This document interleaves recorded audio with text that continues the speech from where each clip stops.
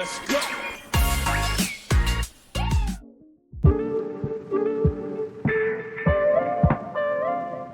Dans nos représentations sociales, la ville et la campagne sont souvent opposées. La campagne est vue comme un espace exclusivement agricole, tandis que la ville concentrerait par opposition les autres activités économiques. En réalité, cette vision assez binaire masque des espaces plus complexes qui incluent beaucoup de mixité et des interactions étroites entre ce qu'on considère comme de l'urbain ou du rural. Plus spécifiquement, la place de l'agriculture dans les territoires urbanisés ou sous influence urbaine est loin d'être négligeable. L'objectif de cette séquence est de clarifier les définitions des différents types d'espaces, puis d'aborder la place de l'agriculture et les enjeux de cette proximité. Pour distinguer les différents types d'espaces, il y a plusieurs approches. On peut regarder en fonction de l'emploi, des activités économiques, de la population, mais aussi des caractéristiques géophysiques ou encore des formes paysagères. Ici, on va s'appuyer sur le zonage proposé par l'INSEE, qui s'appuie sur des critères démographiques, de continuité du bâti et de mobilité domicile-travail pour distinguer les différents territoires. C'est donc une approche parmi d'autres. L'INSEE a défini des aires d'attraction des villes composées de pôles urbains et de couronnes périurbaines, ainsi que d'espaces dits hors influence des villes. Les pôles urbains sont les communes qui forment le cœur d'une agglomération et concentrent des services et des emplois. Les couronnes des pôles urbains sont toutes les communes où au moins 15% des actifs travaillent dans le pôle urbain le plus proche. Ce qui fait que beaucoup de territoires qu'on aurait a priori tendance à classer comme du rural sont en réalité largement structurés par l'urbain, ne serait-ce qu'en raison de leur profil démographique plutôt citadin. Enfin, les communes hors influence des villes sont des zones plus isolées, sans dépendance marquée. Si on s'appuie sur cette nomenclature, actuellement, environ 90% de la population française vit sous l'influence des villes, donc pôles et couronnes. Et ce sont les couronnes périurbaines qui connaissent la plus forte croissance démographique, même si l'agriculture y reste néanmoins significative. D'abord, en termes d'appareils productifs. En 2022, en France, plus de la moitié des établissements en lien avec l'agriculture et la forêt sont localisés dans du périurbain.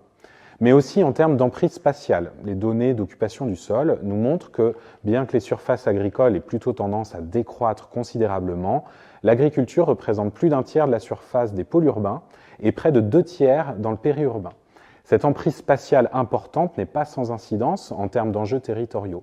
Du fait de la multifonctionnalité de l'agriculture, les dynamiques agricoles, les types de production, les pratiques génèrent pour le collectif des impacts environnementaux, économiques et sociaux qui peuvent être positifs ou négatifs. A l'inverse, l'urbanisation croissante des espaces périurbains peut contraindre, voire limiter l'activité agricole. L'accès au foncier est un enjeu particulièrement important puisqu'il est souvent limitant dans les projets d'installation, que ce soit en termes de disponibilité ou en termes de prix. Non seulement l'étalement urbain réduit mécaniquement le foncier disponible pour l'agriculture, mais il agit également sur le prix de la terre. Classiquement, le prix du foncier agricole dépend avant tout de sa qualité agronomique et de son potentiel de rendement. Mais à proximité des villes, on va avoir une plus-value d'urbanisation qui va se capitaliser dans le prix de la terre, comme une sorte d'anticipation sur une artificialisation potentielle. En conséquence de ce mécanisme, on va souvent observer un gradient de prix de plus en plus élevé à mesure qu'on se rapproche de la ville, ce qui implique d'une part plus de difficultés à l'installation et d'autre part des exploitations plus petites, plus intensives en capital technologique ou en production à valeur ajoutée pour compenser le foncier qui est plus cher. Par exemple, le maraîchage sous serre qu'on peut observer en périphérie des villes est une bonne illustration de ce mécanisme. On retrouve ici les intuitions du modèle de von Thunen dont il a été question précédemment.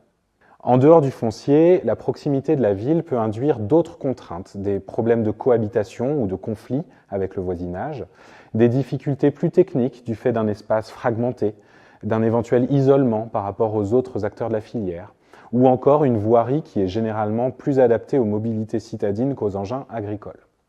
Néanmoins, un voisinage citadin n'est pas forcément une mauvaise chose pour l'agriculture, car la proximité de la ville peut également signifier un meilleur accès aux consommateurs et une meilleure valorisation de la production agricole.